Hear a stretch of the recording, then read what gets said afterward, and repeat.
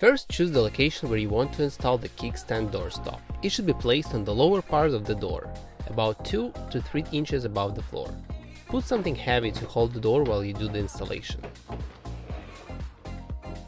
Next, take the kickstand doorstop and hold it up against the bottom of the door. Make sure it's centered and leveled. Ensure that the entire rubber base of the leg is in contact with the floor. And then mark the screw holes with a pencil.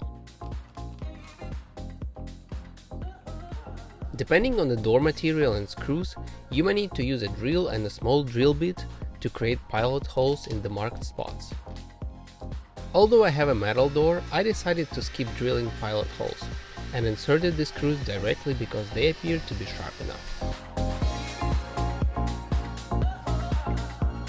To use the kickstand doorstop, simply pull down on the arm and swing it out to hold the door open. When you're ready to close the door, push the arm back up into the kickstand doorstop. And that's how you install a kickstand doorstop. Thanks for watching, hope you found it helpful. Subscribe for more how-tos.